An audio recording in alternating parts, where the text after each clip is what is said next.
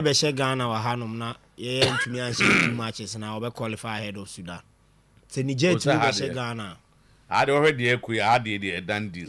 But me say na Babos me say football mafia be ye adwuma pa na se ne Ghana ntumi anhye Angola. Se Ghana be Angola. Se Ghana ntumi anhye Angola.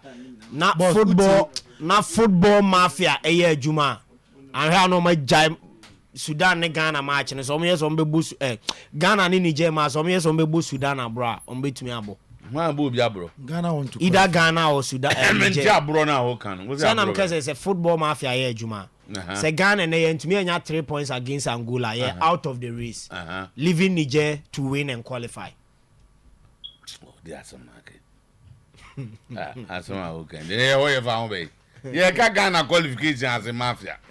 Ghana qualification in Koma ye dependent Niger and Sudan they said they were qualified there. Ghana qualification is dependent on a results e benya. So and your board draw cry and qualify. There be unqualified. Mame, Mama say Ghana be 2-1. Coach ni sem na okikano. Angola coach mate ba ko ne. From Penibia. If you can say where from. That's the Ghana be 2. Penibia e wadamfo. Otaika blasters be ko yia enko yo otaka pa. O 24 win pa. O say Ghana be win match we. I'm 2-1 the qualification on the own team. Okay. Angola and Ghana to do battle today. Luanda, the Battle of Luanda. I'm looking forward to that game. It's time for our first victory in this competition. I think it's a great opportunity to keep the chance alive. Otuado and Ekas. I know that Angola will be 100% ready.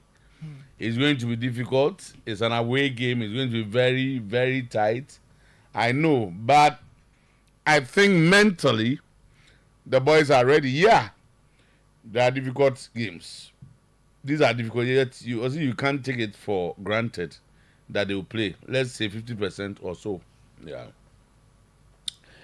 Baby, any FC coach at the Stephen Frimpong Manso Mayanga has been honored as the NASCO Ghana Premier League coach of the month of October. Congrats to you, Senior Mayanga. Asante Kotofo Abetamwa has earned the prestigious Player of the Month award for October. Okay, that's fine. Was it Antonio Sekojo shared his thoughts on the current living arrangement for the club players? He suggests that the Kotoko residents should be converted into a camping base, allowing players to live in their private apartments. According to players, are mature enough to manage their personal lives responsibly, and living together in a confined environment may no longer be necessary. And so far, born over. I say I can't be. And I did. Say or say sometimes. No more motion. Sanum dear. Debbie. Go stars for no Sanum dear. Go stars minimum living arrangement. Or say Saturday, I say fatum. Say Sibia more motion. Yeah. Sano my omo dey be a Sometymer for no the G. Sometymer for few. Omokrade is like a hostel. I said no be no workan. And I'm a campion. Sometymer there boss. How discipline crowd who change bia. Sometymer there. Omo say you school for when you want to go out. Say you can do that. Yeah. Yeah, we no kasa team. Nation FCZ coach Kasim Mengel is confident ahead of their game against Koto. Kasim Mengel is of them. Now I'm just say as I be go inedi. Anu ama mekan. Inedi. Oh, na say na. Obi obeka sa as I be go inedi bi obo. And team now confirm. Yeah, inedi. Mr. Otuo, we there for benefit of. Omo ye den ka kire menkan. Otuo resignation letter. Okay, say no anu. Edema omo. Oh, say no. A week ago, as all resign. I declare. And he said, "Okasi a yina di biya say." I declare. To a mutual with termination of contract. I declare. Ni na na epe. Say bibi na de ba. But me so too. Na epe. Na solo. Coach ayi di news o. Minimum. Coaches that have been fired. Yeah. 7 bread we asan. Bi wo high profile pa o. Enti when you brea no ko huntini ya nyina di ni ade Oh, dear. The great Jose Mourinho crying at the best 7 times. But I'm saying to say the great. Yes. Yeah, my narrative near say. Who hasn't been fired before? Team no na Asaki coach now. But for me, it doesn't matter. Oh, Baba ni hade. Baba hade. Okay, so Baba Niger, hade. Tunisia, and Libya claim crucial wins in Total Energy Scarf. I'm sure. AFCON qualifiers. Messi and Argentina stand by Paraguay in combo World Cup qualifiers. France coach Didier Deschamps on Thursday said they are both physical and psychological remark killing Mbappe. Rough patch of the form. Mbappe, semi guarantee. You can't. Is it my I don't know why. I brought to me a demon. Do baby out to the Otari and now. My dear man. So what I say? This was my whole Real Madrid. You show 5-0. And the phone now. First time Barcelona said Madrid phone. CBC actually. The great Toni Kroos, the great Benzema mo. After they say crowd almost Vinicius crowd mo be in free ho. Edna kobo be who critique competition. Say what so wa mo so no wi. Almost Mbappe na di nkomo say sa position no obo no. Na ni nhye dan nche. I can say it is not true. That's not can boa. Alexander Arnold continued to reject offers to renew his contract at Liverpool and not happy with the squad. Ten Hag hopes of maintaining an immediate return to management have been dashed after Roma announced Claudio Ranieri as their new boss. United considering cutting the budget they hand to their disabled supporters. Hey, Raddy. Problem, Abba. No problem about. And I feel financial reasons. Where? The man come. Sabi. More budget beyond more bro. Apache say na wrong way. Nipa assemble muntimi nyane.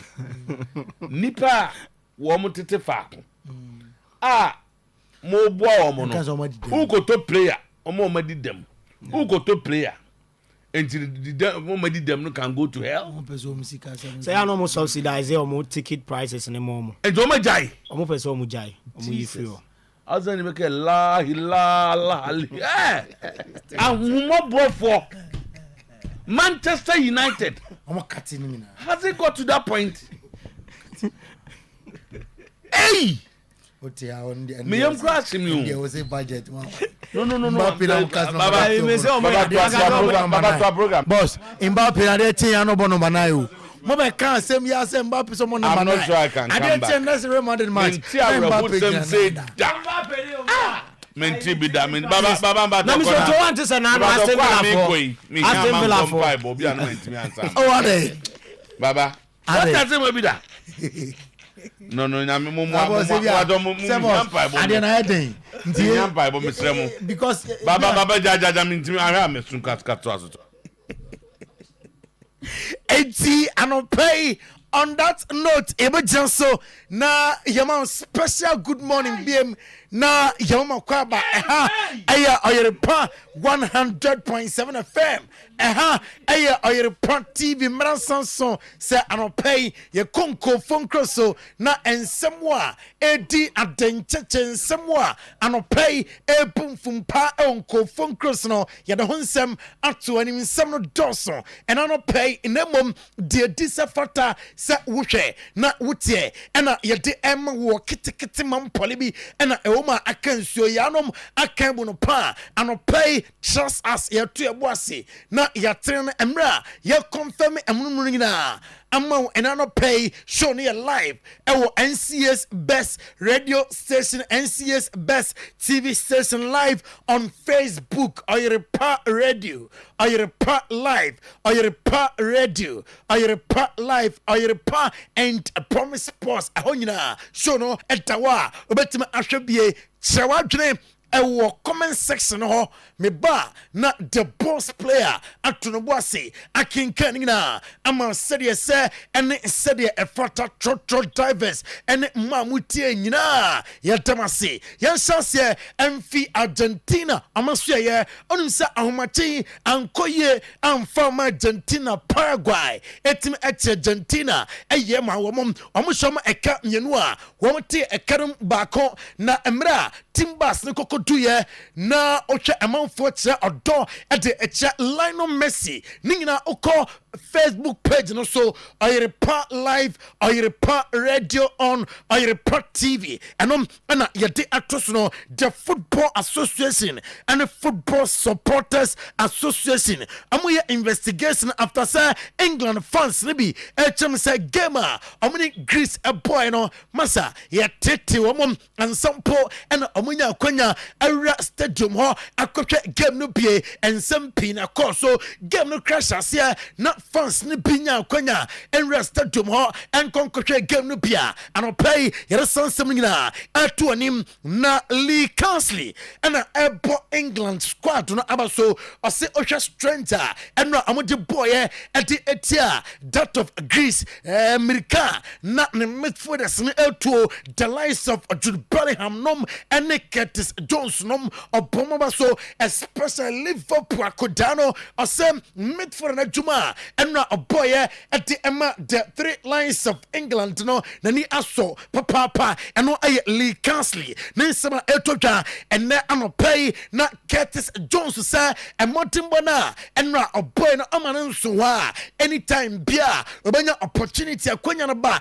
na ojamom asiakan at the Emma the three lines of England ababo samwete no at the Emma England na fe niema koye at the Emma Lee Cansley adan and Hurricane ultimate benchi no me was speculated enra sir abrantenom the press conference so yeah na ochi at the likes of Bukayo Saka decline rise mo anunti ana game no gwamana mobie sir masa England national team comes Nations League quarter final and Mauricio Pochettino and your first competitive victory na and a Christian Pulisic the American Maradona airport ne manantena baso or team spirit juma afe Mauricio Pochettino PM no and yama ultra players na chese masa your coaches so no GDS and yama nyina ebe koye at the United States of America national team under the auspices of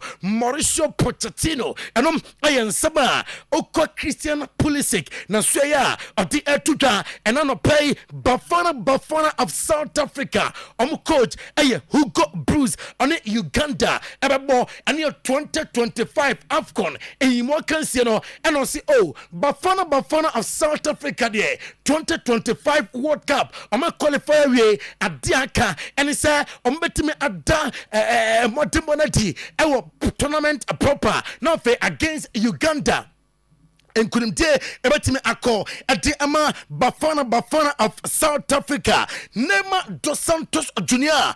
I say a person World Cup 2026 World Cup ebetoja Mexico Canada US no a person okobie na wepra demeti chemsa the likes of Inter Miami nom and Santos munyina ejina pronachi amhwe nim sa Neymar dos Santos Jr. ebeba abaya at the amamo diamete authoritatively HMSA Santos de when come Brazil na hono kwa mase fie ni fie obenya bonu biabo e bonsa Dorival Junior your coach ema Brazil national team no huni ye obenya kwanya asa joinde the Brazilian national team no biem eno yansema efi Neymar dos Santos Junior na sue eba Lionel Scaloni onim se olusu to Paraguay na Lionel Scaloni manager Emma the Argentine national team Olusuye and was any year the Lisandro Martinez the butcher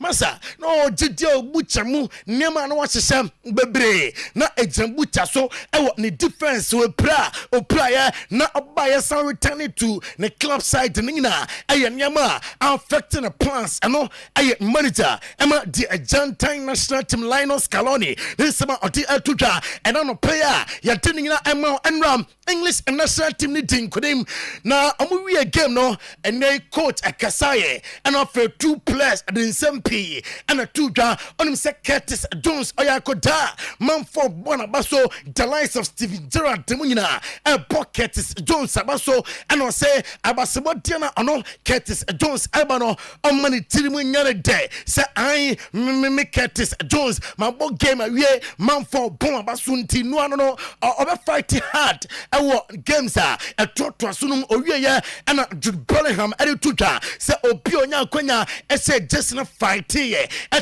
kire say obetimi ate the English national team no anim na fenema koye ate amu enom Curtis Jones on Jude Bellingham and Saba amade tuja after the game on play ya de hunsam nyina atu onim ye beko na ya hwesa ready na take okay nti ya nto som fam free ho na ye ko Spain na fe ya tin komo ate afi Spain na no play Mark Cansado ono ye player at the FC Barcelona na Mark Cansado Mark Bernard and or they to just say Mark Bernard on Ukraine or your player being injury no may affect players bebre or say season starting year with Mark Bernard finfi ho onimniye na or your player beer so only team no my messino it sounds on the born to say your Busquets or Julius Aretania a lot and or the Abemam FC Barca team no Lamine Yamal bra na reporter mensa eka HM se Barcelona and it cheta Vigo class or betime ajamu na waya juma at the ama Barca Yeresan 78 and I'm play on him say betodra Sa Bansa and yabre him say Alfonso Davis amansa ebekano ningina mun aye relationship Alfonso Davis ane manager Hans Flick and Tem na reporter ebano play HM say otete taxes ni bibia free ma sa obesi akama Bansa abaje 10 million pounds per year annually sa sikano ane obaje ama anse hunu na Bansa for say ni sa sikano elituoka enti Barca move for Alfonso Davis no Barca so ay outer I'm intimate Trias Sikano and Eman Frank de Jong a player at the Barca team no they to just say anchor no or bombay on pesa or besena ankle injury player or a player beer or GDS say injury affectina and MP and one at the Emma football and what he Oko Bundesliga giant that is by 04 Leverkusen the Invincibles last season in the Bundesliga team beer and team answer Leverkusen Jonathan Ta a defender Emma Leverkusen Demete HMC Leverkusen for them and Yamaje said this general transferring day Ambeton Jonathan Ta and Toka said Jonathan Ta Okona say Madrid aye Tima I'm trying to say January with a pra adukro on defense inti amateneba let us confirm say Omunyamaje say Ambeton Jonathan Ta na Didier Deschamps aye manager Emma the French national team enra onim say ankoye amfa amano opo nenel na after the game and I say psychologically and physically and affected Kylian Mbappe and he will come back stronger. I say Mbappe bianim no a strong player. He say mentally, physically, niman koye emfa emane de say on she goes dudua. Yenim say yana Mbappe eseno 1 goal in the Champions League so far. And so I believe our Kylian Mbappe we say goes no ebeba Mario Hermoso. What tete Madrid let us be atete and yana Montaigne awo ntentan fidie no so say Mario Hermoso kra and then Madrid Apple now te sansam no offer and say and on say ono Madrid the club kese into a player now te say team no Apple wa na ne nam ho a yana enom aye enigisem na mom Madrid team panibia and ono Mario Hermoso eni nkomo Xavi Alonso and eti to just no Ukrainian ono Xavi Alonso abekam wo biotimate say ni team no ko ye na mom no was protect certain betima improve na fenema ko ye eti amatim no reporter yansa eka HM say your boss season we are Xavi Alonso ebetimi afili Leverkusen and no aye reporter eka yansa and no player yatini na atu anim na member England na fe yenya juma ewo England na no play Trent Alexander-Arnold a player and Liverpool report reporter min second pay HM's Liverpool at the offer ama Trent Alexander-Arnold say already tisa offer na Liverpool demano efuale his intentions about joining Real Madrid and the later sir eba and pay na I'm slot say are you happy with squad when you heard from Jurgen Klopp or say a good squad enti be a general transfer window or your Liverpool ni and be a winning so near Liverpool abeto bebre akumanya dia say on beto place bebre bia this general transfer window former Manchester United captain Roy Keane and ebo Ruben Amorim abaso or say Ruben Amorim take decision bia sad decision no na nia je ho papa a decision bia or say decision o take ya sa amfa Ruud van Nistelrooy and cut the technical team no a good decision and o take ya no masa or you player of Manchester United neda masa fans no dono me Ruben Amorim me nji bia with United in football career me team fa me hon toto Ruud van Nistelrooy inti sa on be ya djuma masa but do baby me ntem ho ase be ba fans no be tanati enti wo jano kwan so ntem ne nya djuma on ne ya dwen ene nsema fi Roy Keane na so ya etodwa ene no pay still with Manchester United Demetem HMS Christian Eriksen this general transfer window ya be ruame wote say Christian Eriksen Manchester United etime etano kwan ya ha ene ya ka cheo na Nicky Butt ene dia todwa say Alejandro Garnacho Osha ni dimina pet no so only say Garnacho nya happy with Manchester United Garnacho enya Manchester United obetime afri team no oni Nicky Butt ni sema odi atudwa and I'm pay or say about professor about Spain than that of English Premier League in sense or you play beer so follow the footsteps of Ronaldo no I say Debbie Hannon Premier League, is one of the best league. Oh, we are say now so Debia who's the best players. Ne film no amuko Spain. No kako si akai. Eno ya niema. Ya na odwen one. Until still with Manchester United. Na Manchester United say amu consider sa disabled for them. Amo budget to be amo onum say £40,000 a year. Amo dema disabled no. Amo say si can amo twam ningina mo anisa amo percent amo free up cash am be spend with the first team now for club no amo healthy financial position enti si can amo twam and your reporter if Manchester United answer yeah etodwa na no pay na ko pama kwakodin come Ko Palmer come on and on busansa who ko school no man for say na onima de na wa bon and on say me Ko Palmer na me moye na me na me ntie coach me ntie teachers na futuo was it ba bia teachers say to me catch say Ko Palmer masa suande ka ho na se bon na mfa na wo de wani a education na de ya adwuma o say wantie e sense na ogene ho di se bon no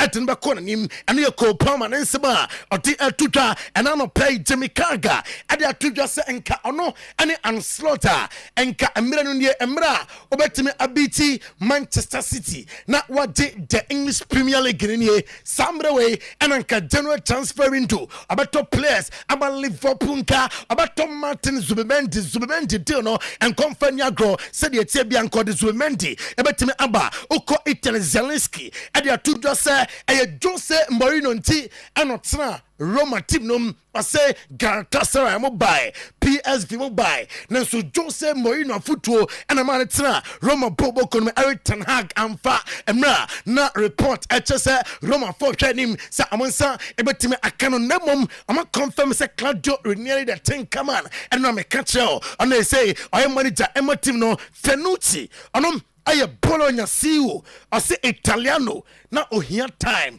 na onya America krano obia hu babia odi Bologna team no eko officially enter bia baba bonten se Paul Labile Pogba and Juventus officially ama terminate omo contract na Paul a free agent Herbert Heiner or say Vincent Company aduma oye Emma Bayern Munich no amani so enti anopay ye janso edinko phone close nsem no esiha Compu Ghana cashback promo Champion Divine Clinic Pepsodent Cavity Fighter toothpaste Franco Trading Enterprise, Abbey, Herba Clinic, Amansia Rabank PLC, Aduchunwa Bitters and Capsules, Rockstars Roofing, Power Specialist, Herba Hospital, Gas Alarm Gadgets. Ya modern na enefia day nyama pa me ton dia mawe betobi na enyama nkoyie emfa emau nti yonkwe nim na fei menka wo se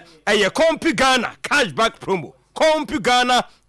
promo fa se ene fiada edem de mafie asetena eye de emu bi ene se obo modem na fei wonya nyama pa etumi abomodin akosi wodem na abomodin enya bi akosi wodem dia na chese ohwe nhyehyɛ no a mo bese sade na urase nyame eti tese ene ye fiadai na bobomodin 030 275 2020 030 275 2020 Champion Divine Clinic and American Wasam set why a mre ewampem fibroid ovarian cyst ni nyina ne money back guarantee hepatitis asthma obanso himfie ho enkoyia ne form yensane asolve problem no dia mawo pimpo no wanimu a ebeko HIV cervical pulse stroke ne nefo 9 ne asolve dia mawo fanse sciatic no to ase edwetwon ni nyina ne be solve dia mawo nyama pa wo ye nyina no wo se menka wo se both Accra and Kumasi wo bie dia tum free medical screening wo ye dia mawo edipo no hodada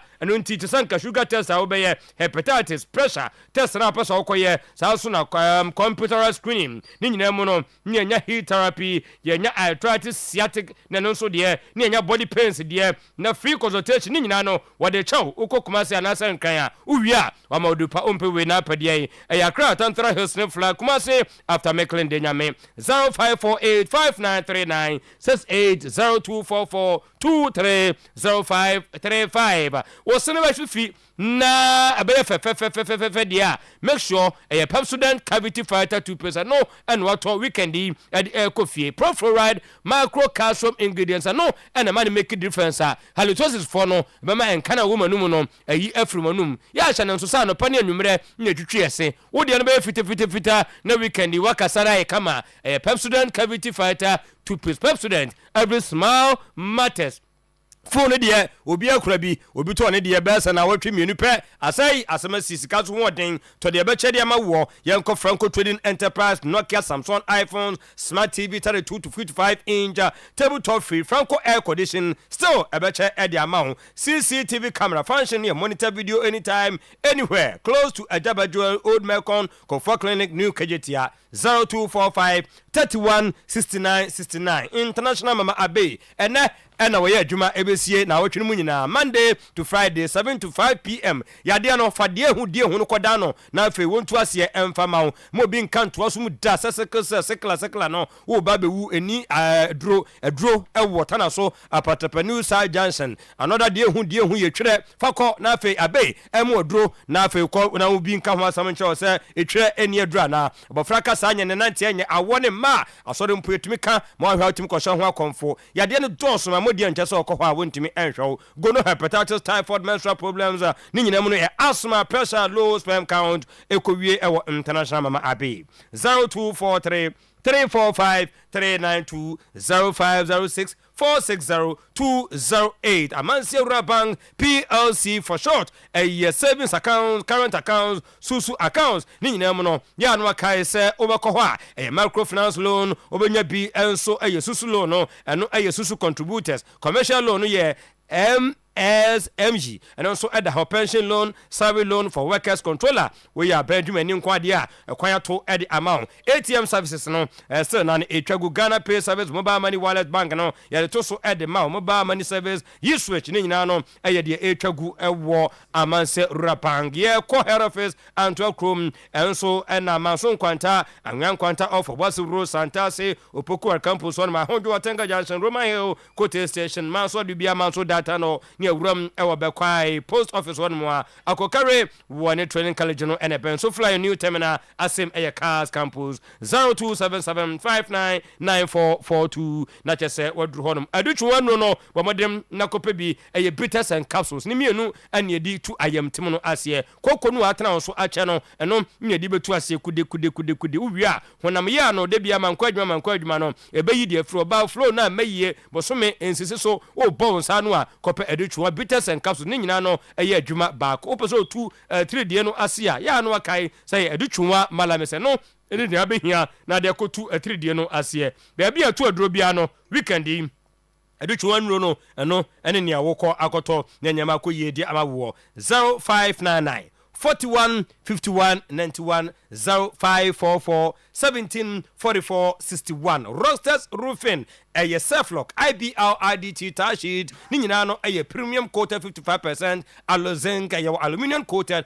also the plain sheet and more a bonnet dear a da brand kama colors and the open and our battery metal trusses of all kinds of building a year on the diano and I'll be here 3 to 5 working days near real production no metal trusses roofing sheet ceiling joint POP cement Rosters Roofing System nationwide a 0544 338 042 0201 164 645 Power Specialist Herba Hospital ho anybody a mama koso do ya na if you dey water nsafre wo say yemfa hepatitis ni na emra sciatic prostrate no syphilis obe 4454 4422 0200 383831 kwakwa no e gas alarm gadgets if you bia no e say bi etimi ekom say de be ye na somdwemule bibia be koyie ukọ US adomu yusu ano no Ghana nso abaha plugo e wo kitchen hono mo say enen emfonsuye bi e ba besi ewo gas no ho akpekpe na ka atwo se be nso ansa twen na siesie ansa ene wa pamaches na dia asom uyen say ya efie no entimi enhye ni nyina no nyama be ye kama ed amount ye kopiem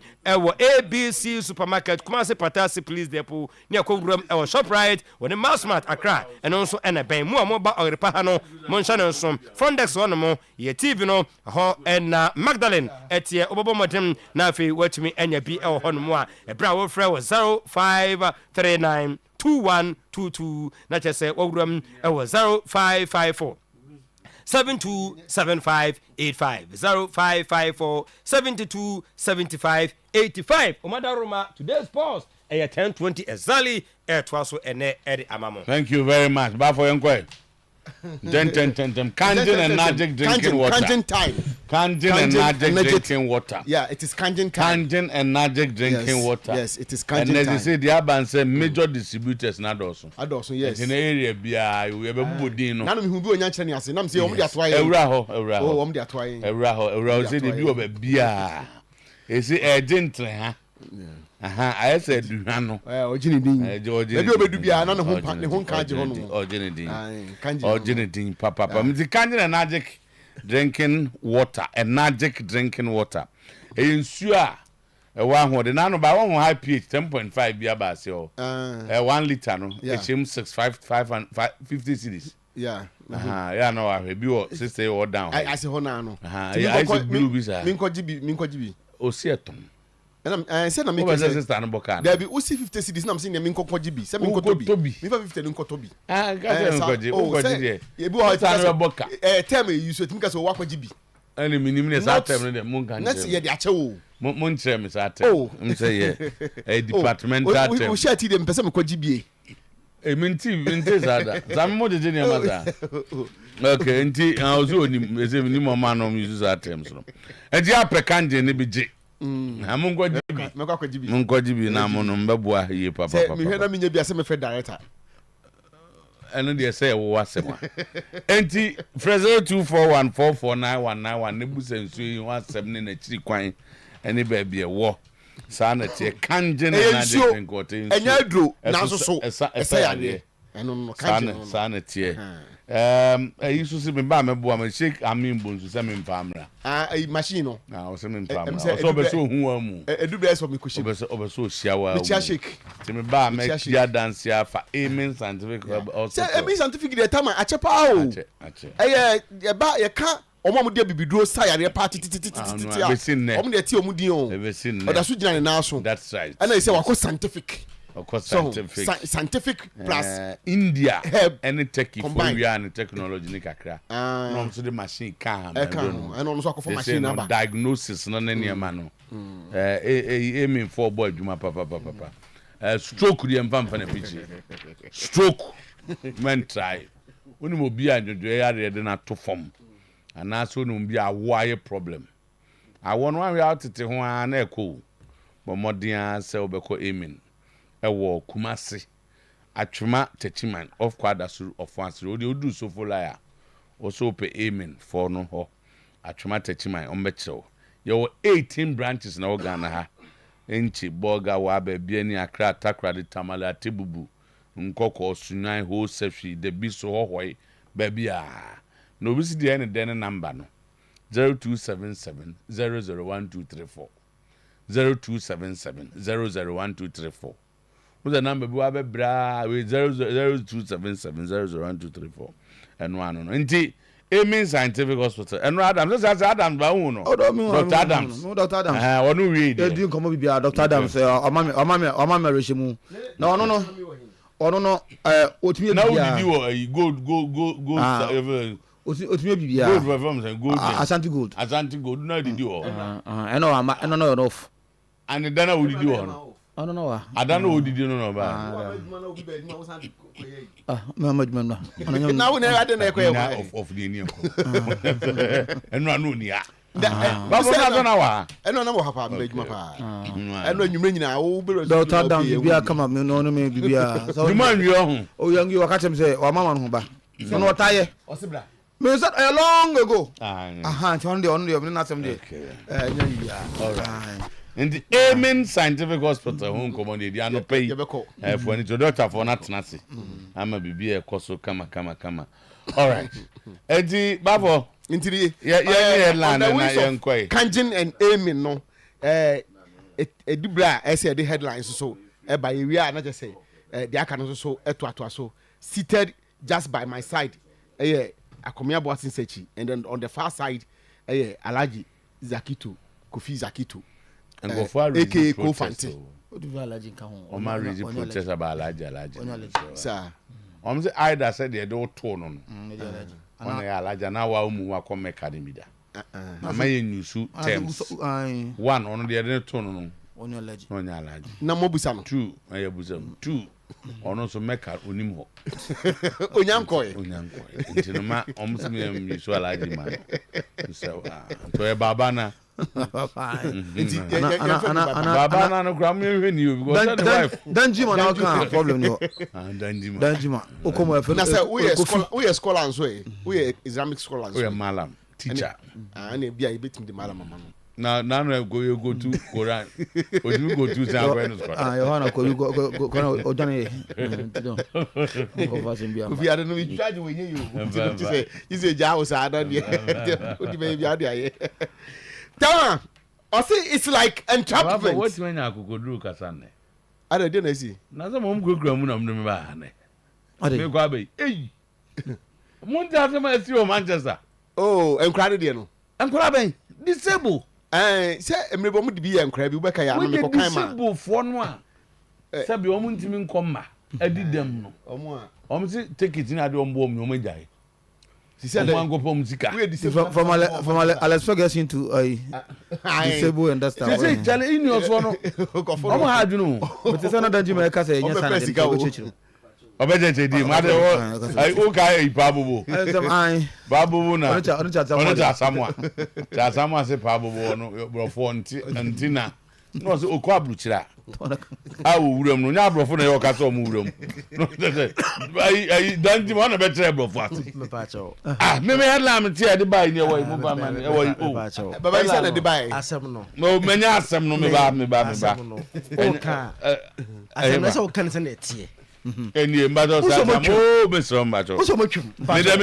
I read it or say Manchester United are considering just a dome table so cutting the budget, the budget they hand to their disabled supporters association in half. Tina omo 10 is almost trauma and half. Walk away, Juma. And I said disabled for no Juma Metia. And I'm to hear body bill. Oh, my Juma free. Yeah, can't see my husband with teaching. Oh, there be said, as I know, said, quite fast or can. And this honestly, as much as me, I see that decision as quality. I mean, just say, it doesn't. That is my perspective. Auntie, only I see. They can what you to say. Oh, I see. No, yeah, say no. They were giving them supporting them with 40,000 pounds. Ever 20. And yet ticketing kwa Ever 20. annual party is a Imagine you know, I'm some money party. I didn't have money. I just want everything we are no support. Not in Manchester for Eza. And Omu kuma previous. omo Some say omo ma obi. omo I couldn't also record. Omu ko music ko. Nipa nyo omo bo hwe ngo fu itu. We no. Hwe mo be za asem uzi. You to human rights for no. Nanka ngo fu to am de court. How can be? I say we have to investigate and see say Investigate the.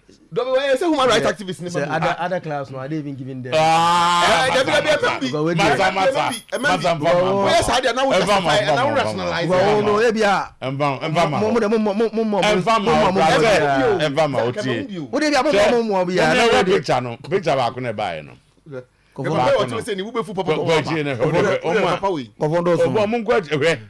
na nipa sebi omo ti wo ya omo awre chemu nyina ne Manchester United park ground somebody as show omo ti wo nyina ti o sa akodi ono anko politika we hin omo kwa so omo confess kan wo hin so do na ban tio omo kan tibia da ban to ban ni no da ban ko Manchester na ban ka so o ti so half a ne so ma fi ya when I say human rights activists no so club nyebi we club bi aye I say human rights activists no we club bi aye do mo famra ne obi unu bi enye news no obi ante ne Zaki why I don't for something so I didn't omo kate ngofo ne ma omo kate budget no for now they say they ama ontimi kombebre ni say even the story itself say they've not contacted and I say like as a journalist are those reporting but so far speculative and and so far the any news that you can confirm it say omo ye so enja to so ana oh say you mean can say about and if you say we won't confirm so say enja to so there's no confirmation to the story no me say I agree say omo ya dia me no omo nya adwene and omo be ye but so far the no one at United has either deny or confirm. And some of them and you would no deny no confirm. But agency one. I know say to office am case obekasa fufuro pa because.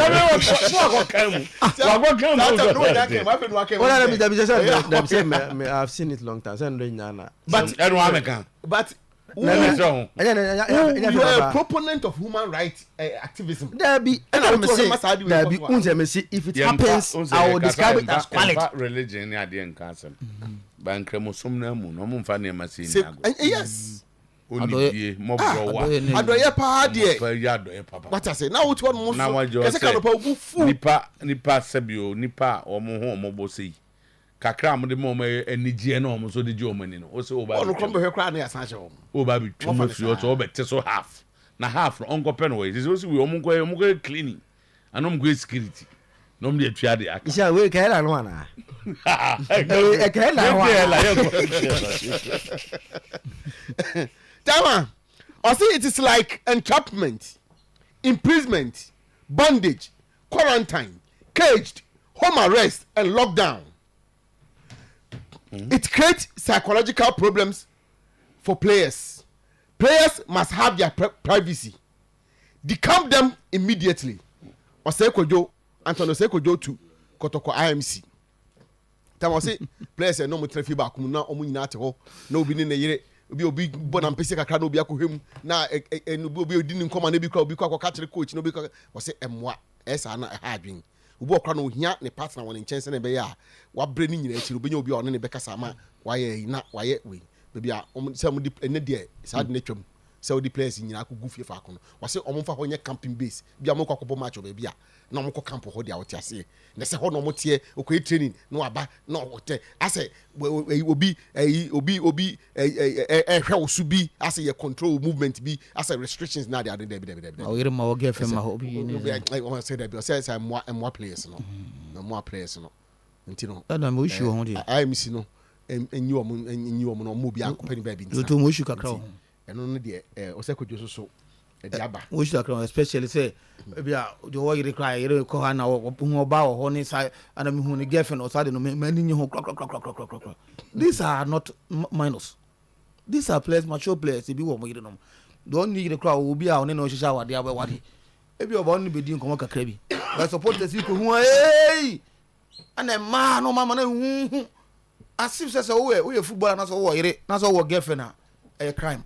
So I didn't say and yet the entire day but that aspect of it. I have an issue. But for me, I don't know. So say when Kodoko is not doing well. Not support the people. What we tell you say you support a bit to come. No, who said get. Hey, you want and almost guess. But that's not the case. Now no, I could be so bad. Yes. Why don't you that? You must enjoy your wife. You must enjoy your girlfriend. That is part of life. Suddenly I'm saying near man. And all you doing, but I think we got one person when go over to what you know. But as some person because that's why me can me boy catch him boy. That's the captain. See, and also say no bodin. Interview no bodin. Aya na yen kan hu say. If you be na ba ho. No ntina me be dia na do bi ama me re aho kakra na say. Hey, asem wetin mo awre. Ye kwa ni asa be si achi. This campaign thing, neni ho. Yeah. So nimsa. Mwa ena we kwotena ha anaju 2. No tia. No we nza sport bi. Anaju 3. Omo na omo nyese ne so ke sadia. Let's keep all of them in one place. Na basi ku se ho na. Omo ko gina ho wi so omo yiri avemo so omo yiri ntimi ma ho. Me di amaye nyina no se ya ade ebiem no omo nye. That's why me ga wo tie die.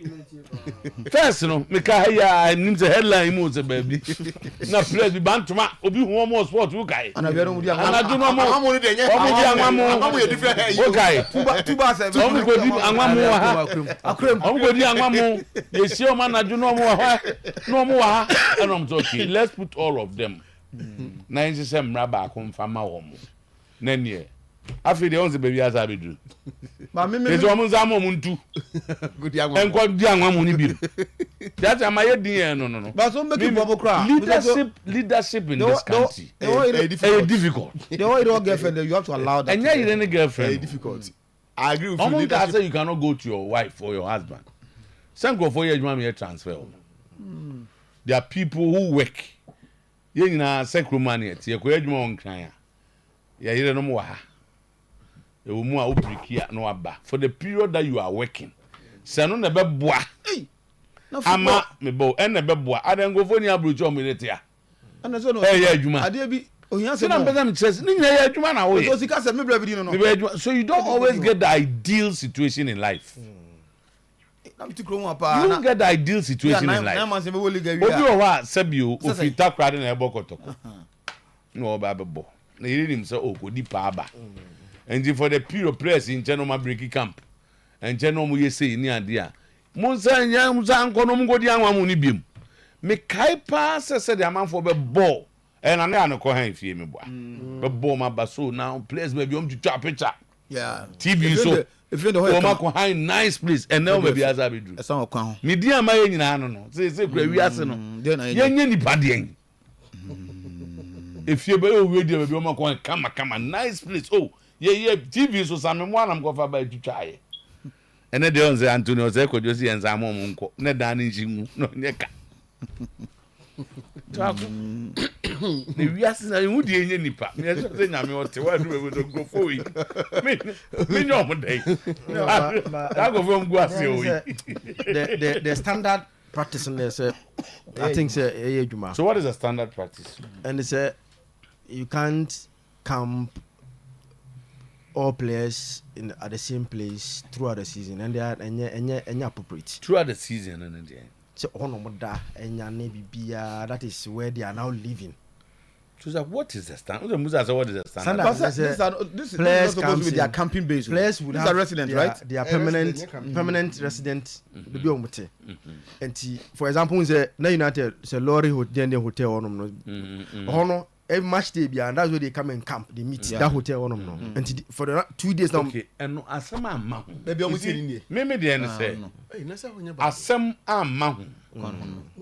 Oh, tell me when I want us to look at it from Lorry Hotel near the we ni ho. One to see place be go say nti say. You go say nti say. On say that's where Antonio Sekojo is coming from say. we should treat them as adults. I think you be a buyer and I'm saying I say Pogba. No. Or individual. Individual. No, your noise, sir. Individual. I don't know any hotel no koya or die. That's noise near hotel. They keep you in a hotel for a long time. Okay. And Zania pay. Most of them don't rent apartment. They buy. Especially top senior, they buy. And you can baby open toya. Then they keep you in that hotel. But I'm just saying, yes, see, Anthony said we should look at them as adults. Yeah. But the question is, like, I come back to the standard practice. The question, are they able to behave as such? No, it's another. You leave them in the night at 12:01. They are with their friends. Because I'm gonna skaka crowd. I'm gonna de squad nanti. And so I mean, 1 o'clock. No be on no muti baby. Are they actually be affect you? They are not able to behave as adults. Most of them. Yeah, no, I do. And I'm saying the solution is that let us keep them at one place where we can monitor them. Then the discussion of standard practice are boom. So what about this one? What about this one? They'll go for this practice, all right. But they will allow like wives and girlfriends. They know them because Papa Moshe say Siasia Erin sister, Erin IGP. So anything different from that, and that's where issues come in. But whereby their wives are different from their wives. They all can. It's very different. But they all can. Say a ma school it's very different from the so I'm saying that, but where they live and the kind of apartments they live in, you don't bring your wives there. And ma, the old chichi got them crowd into Kwabebefio. When a bomb passing my way. Go away no problem. You see, they are there because they wanted to solve a problem. Okay. But your money yet said here. She seen you do makuguo. Okay. How many times in Crofon complaining say players here na Jumisia we were. Akwabi free Brazil be ball koto kwa anye ye bi okoye. Yes not Vienna. Okowin sama ade kabai na. Okay. Okowin sama kabai. So some of them are not behaving well. So to solve this problem, let's keep them. There are times when mom break season break here. And before we start this discussion, mom you careful. Go back to where okay, the late can was it Cafe Maserati. Cafe Maserati. Cafe Maserati. Yeah, go Cafe Maserati. Also go Cafe Maserati. Don't go and try Cafe Sama dear sir. Cafe Maserati. Yeah, careful. Yes sir. Yes, I'm here Diana near me hame. Okay. So are we going back to where Obi Kudi Anwamu? Okay, say Bafu and Becca say you Dr. Kwamche Hotel in Chain. You're 20 and be ho. Bafu, how do you know? Nah, supposed to go 20 and Mamma de Mammy be cat. Okay, Mamma can't come. But when you know, what's now? I kill Sanya money. I know there. So far, maybe I'm for this. I'm for this. If you say, at the same penny focus school. Your own penny for Fire school, be a PhD, be a D&D. School, man, you keep them there, don't need it. Man, the Obo school no go for besra wo mo. Another house so means because Robbie. That's not different from your son. So you have a visit. That's not okay. Yeah, pa, no more. Woman boys winter. Say 2 na 2 na so to my baby at here. Now catch say. And I do plan with the dread Jaco Robbie. Come on, they are not go for so no. And now I go to because I'm and Jibo ka say e man ne bako no wa hwe so na obi ko bo obi krudu nsusu a and so the problem ba ne kan kwa de kan so do be so ko fi ko sai ra ne bia match no ne ade something more permission so de mun ko fi na mumra so de o ye adwuma o se bi mo ha your place bi o ha ono no so nko de ne yere ne be releasing stress no and na o se ko joka tinka akobo boy abayanka akobo boy ma bi o ha wo tumri ka bre na man so wonya hwe captain akobo tumri ka bre anko be fianka yimre nka esenka wonya ne yere na o masade dakra when sister is around me okay when I'm down when sister is around me okay so go yere yere seka ne be wo na nko massage no o be ma na ya me nan na nko so no mu na nko so kaka so wonya ba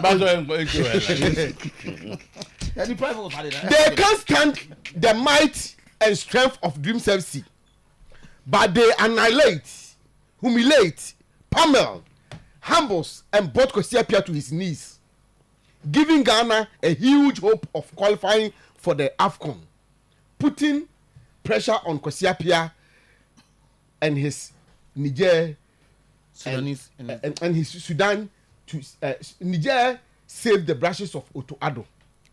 Tama Enra in Showbro so Brunkaso Pampam Niger for no TB Sudan for no papa. Which means say yes. The Niger Ghana and among Ghana for be no and Ghana for be mania and Niger Reshemu against the first one you say Ghana a bit for the time being. And against when you Ghana winning match against Ghana for Ghana share match against you better than you.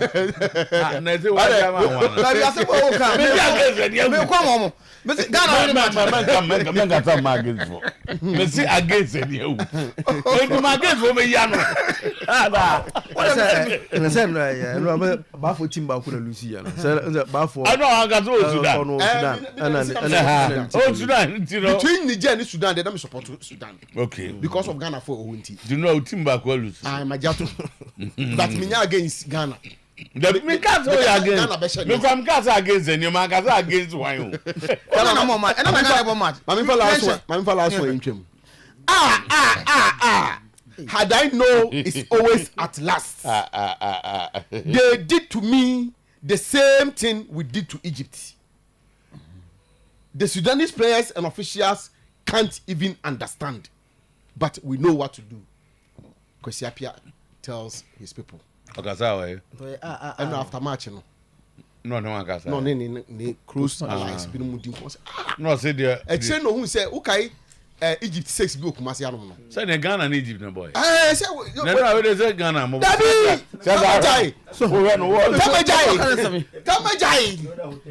Tamajai, and no man can fuck here. On the walk at the way. And Ghana Bobo. Tama, Jai, assistant Ghana Bobo. And no man, Nipa for ye, no man see. Obia with Nimsa Sudan, Ghana and Egypt story in Biano, Omukum Ponkonechi. The Omuye Biab, Yen more. Tama. Libya hono no mshega. Tama, and our body be. We So, Sudan for no, Ubaka say, ye the blog as our Omu to na kra no mutu awe. Oh.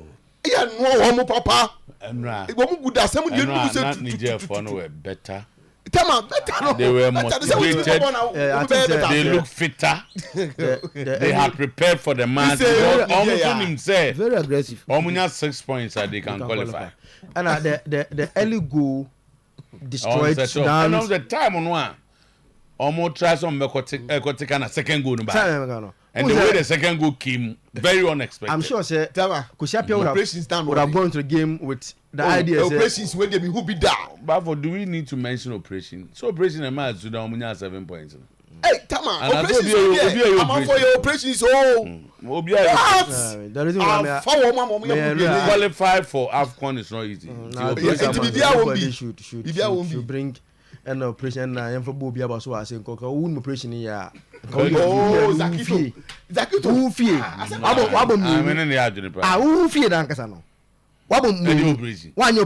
Operation. No, be operation. Listen, let's give credit to the Nigerians. They were better. They started very well. And so far, what is some boy you will show a different then you are mistake. Okay, against Ghana. Oh, they have been very good throughout, even against Angola. Okay, one Angola. No Sudan match no. Yamin kwa no Sudan nya sa wan go pe no. Omunya bad. I mean what Niger? Oh, enyehu sa, Omunya bad. Mo bia ko fa. Na nya easy. Ya nya careful. Na say Sudan so ya take credit bia nya mo credit. Na enra no. I want to believe say MC Sudan for no might have underrated them. Bibi for Masetama. Bibi for they might, but Niger for the ball in there. Omunya bad throughout. Bibi for Your group play close.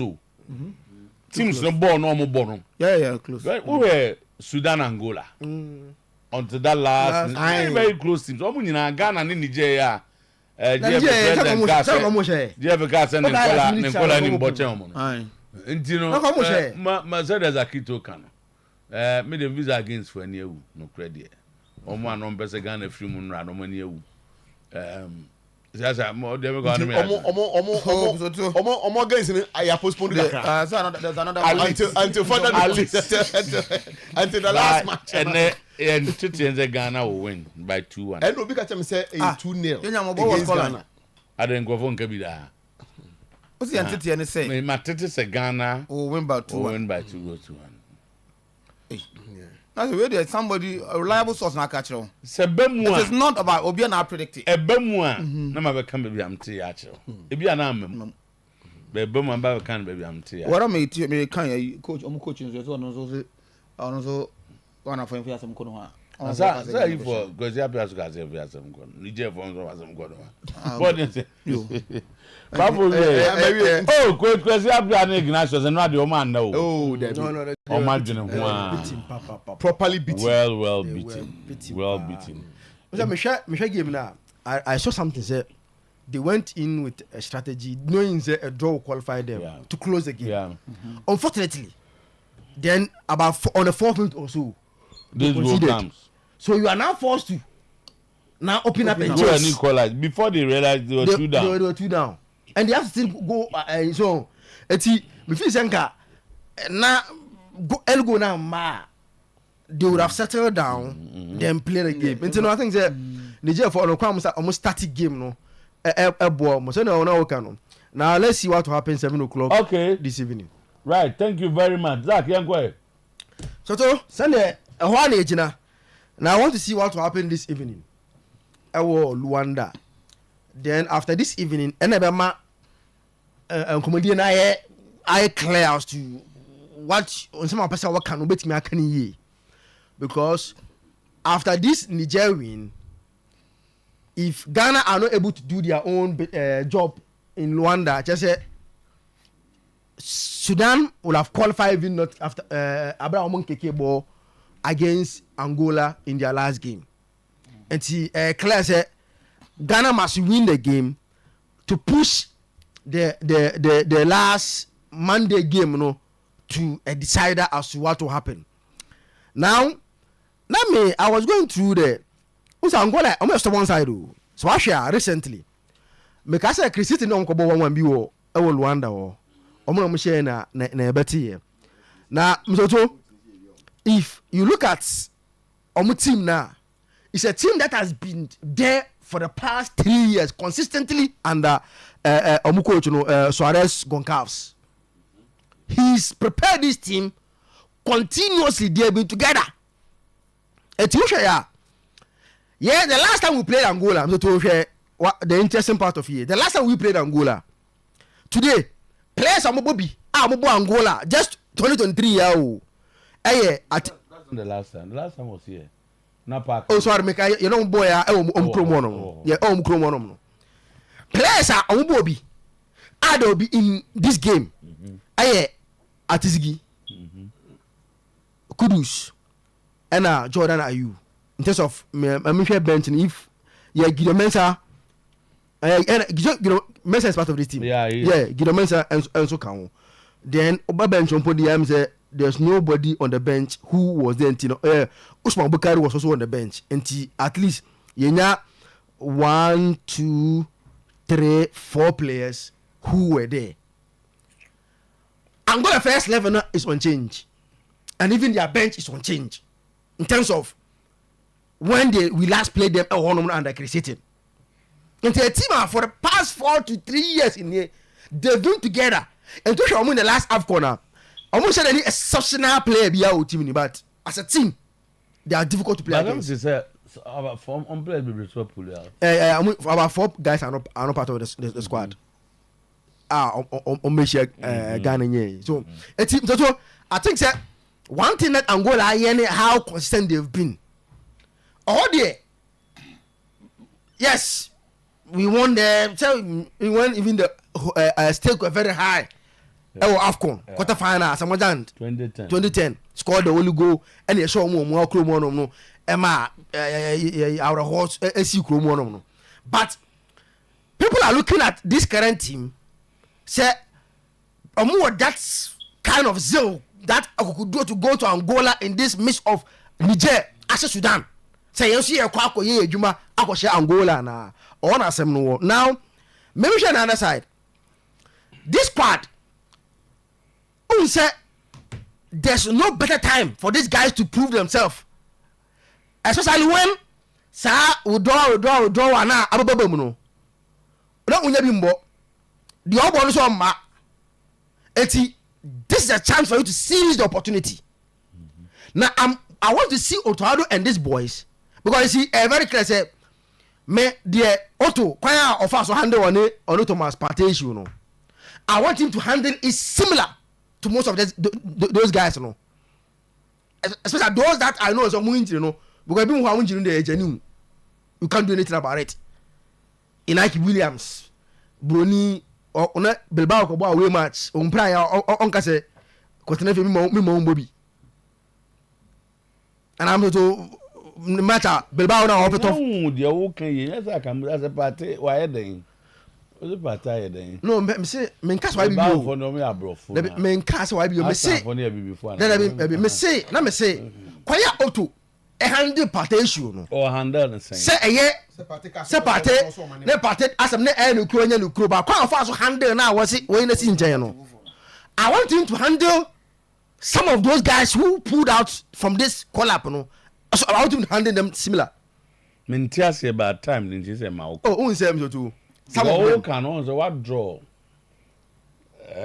what I see as a contradistinction because you will say omo a genuine there man in France do there or where any genuine no there on handle the said your handle party there there's a party there no any genuine no say sana who can you read say be better oh say number them for a party no one thing that is established and say for them mean omuno who say no pride okay don't handle the say the yes and on only say so that say question here I think say sanity because for example obi dey semenyo say on pride wa bre about the club no say no so bre o say overload of games into no there's potential then overload of then to wa bre and you know international break no be na home na why okay for mo and yeah there you need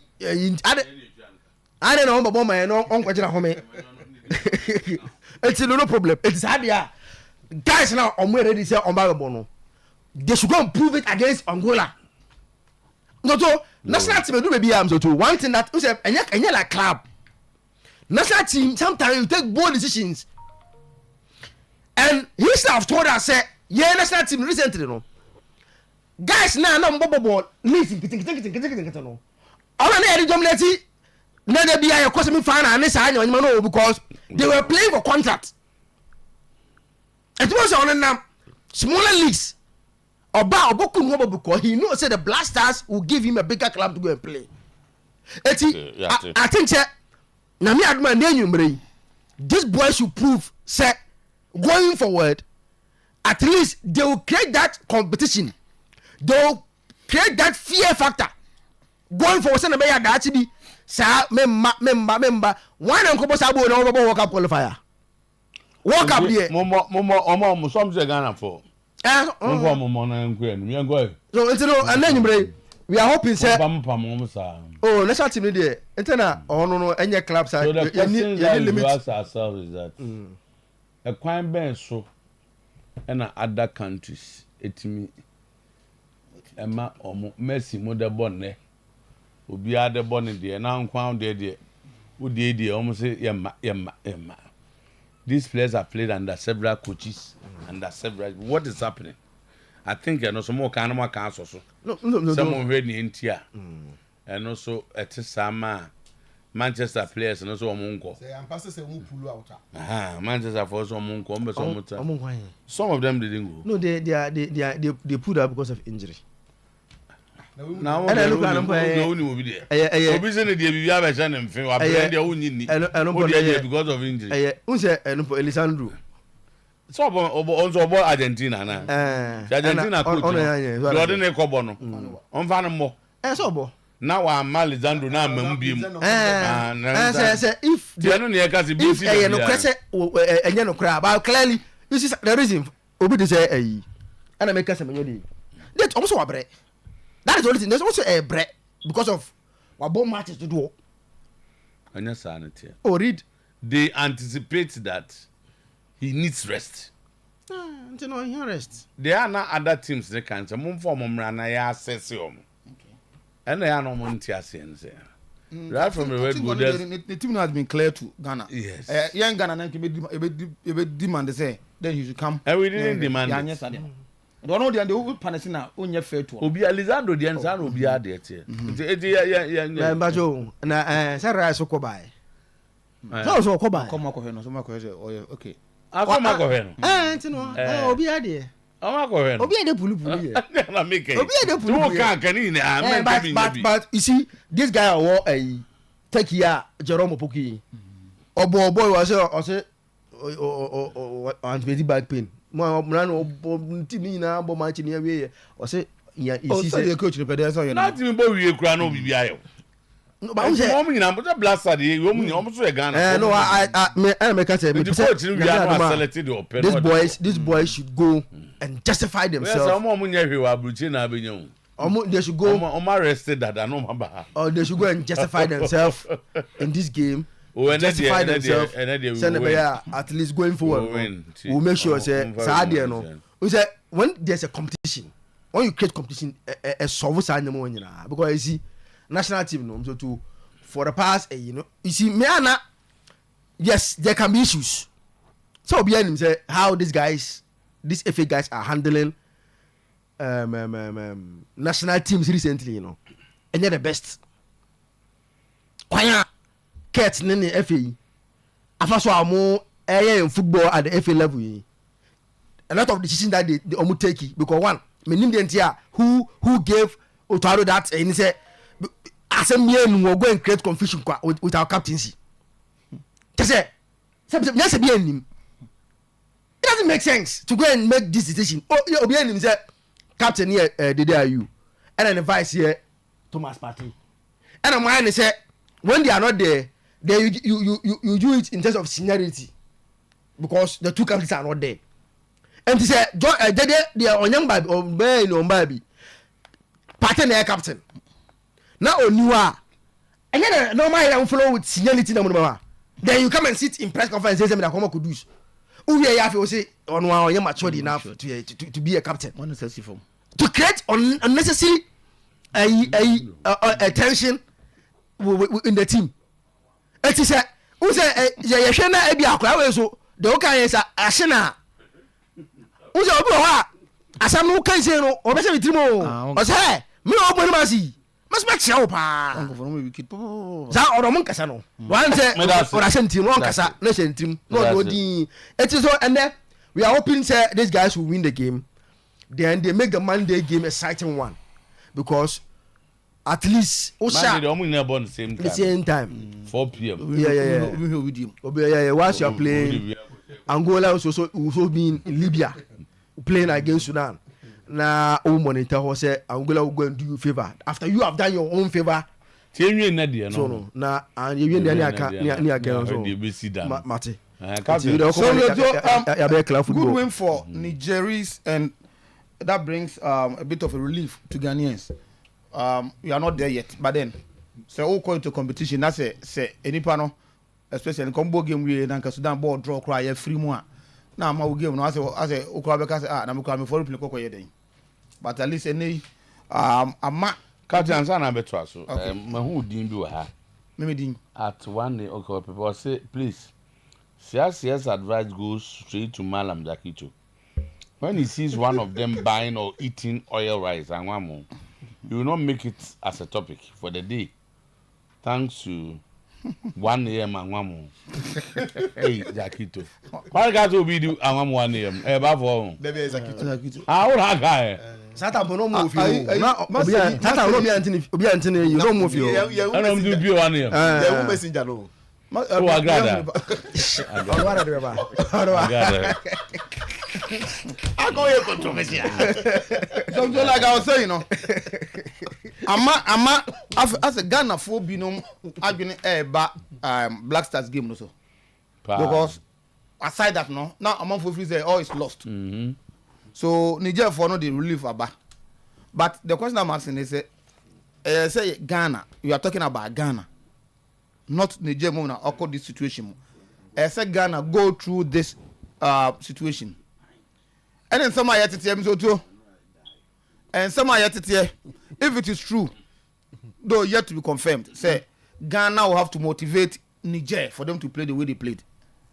To the extent that every player was promised $5,000 and you confirm.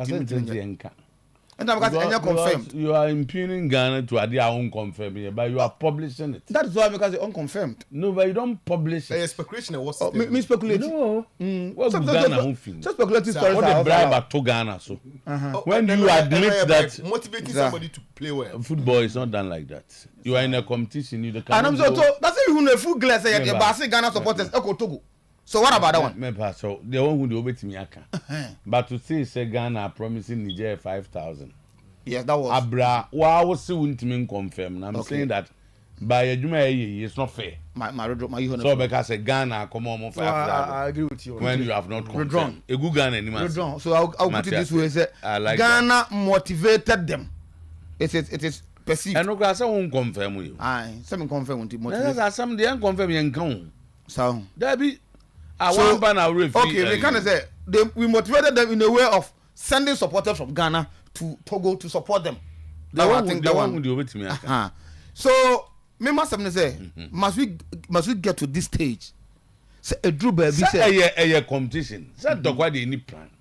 Me no kona say bomb na one dey na me nya board the boat na so tevia say mako. Okay. And they say you better do stage we are where assuming say, but what is legal we can do. We cannot do what is illegal. Okay. What is legal and says a Ghana phobia. Some ko Togo ko baller they are allowed.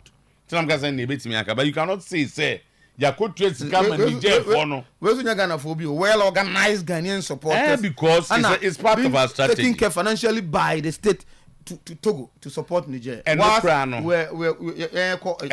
again, you don't know who took care of it. Okay, so I leave it like Ghana for now. But Ghana needs to and you know what skills no legal skills number. Oh, the criminology no or legal on the fairness. And rather we say Nancy you can't GFR some any ugumas but somebody send the text. I just ignored it. But I'm saying you said and go 40 the rule of hosts of programs. Yeah. And yes, some make if you are the host, you stand in for those who are not there. Of course. What is ni hono? Na ujina na ejina man na mubu sansem. That's it. And just as bia wo fie wada.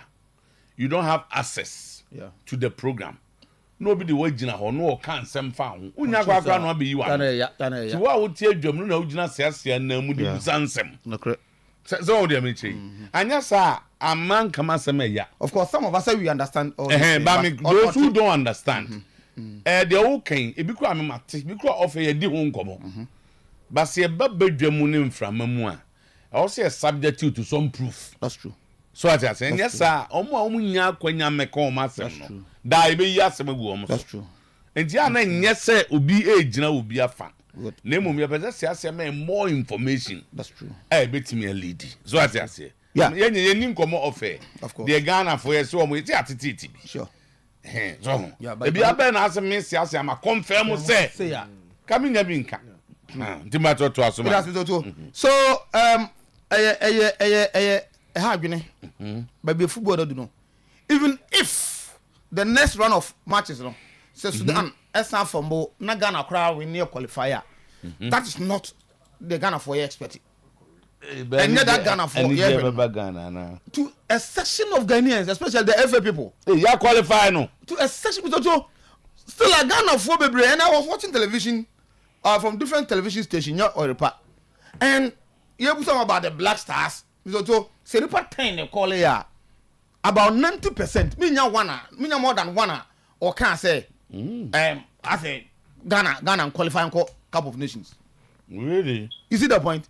Because I never know course no Ghana you know who you I just say we will be the team of soccer. I just say near ball. Your football no be I drop up do no because we've seen that. So the last two AFCONs I acquire your performances I abysmal no. and I qualify try your trify a book. On top of it, and near my strength a year pull to make sure you be qualify. You know your way. So you qualify and take genuinely. It wasn't genuine.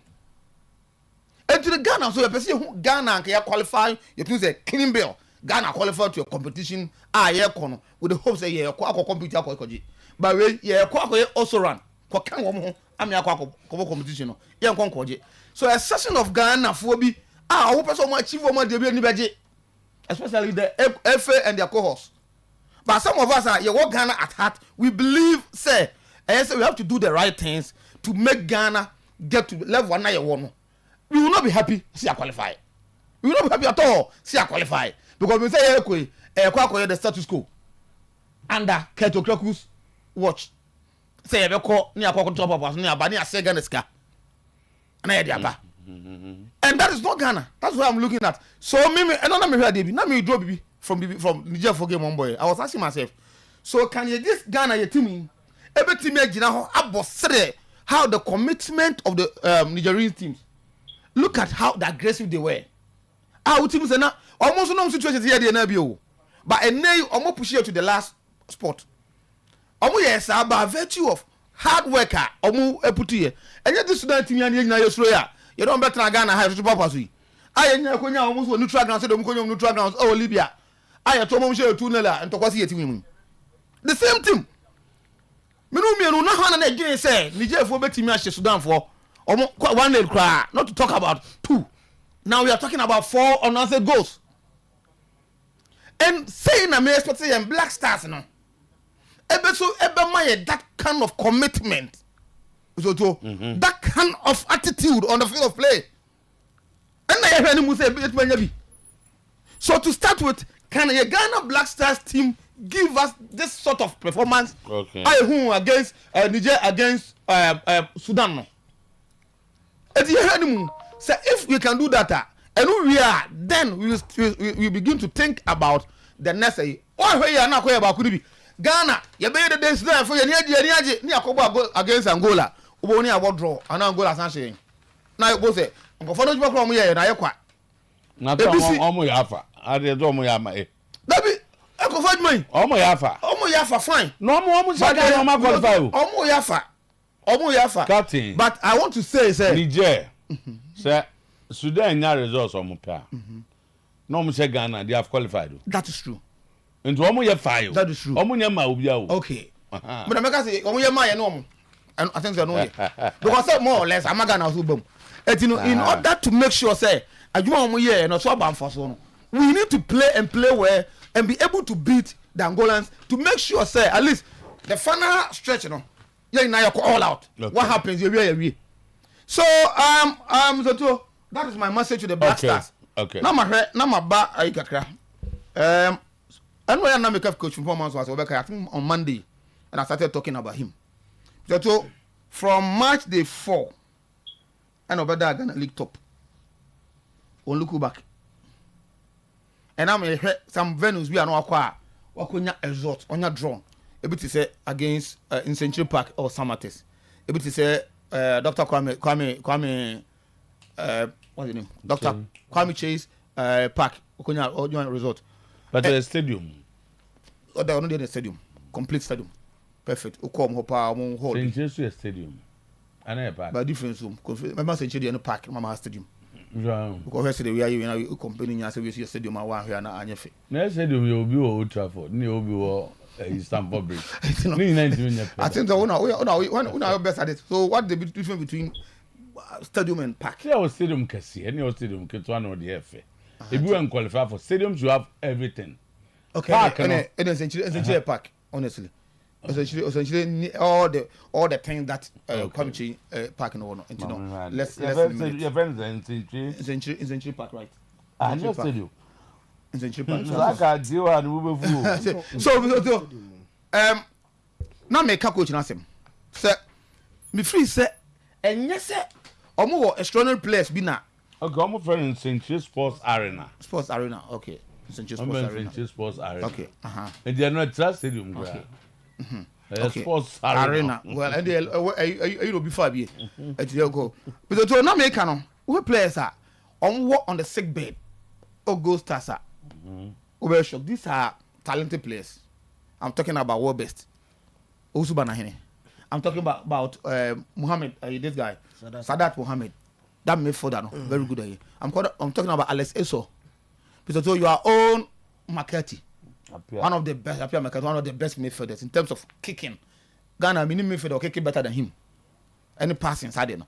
And also, to almost managing the situation among other players. But yet, almost infuse some young players to old players now, and they are giving us this result. Ekobasa, you give the credit to the coach.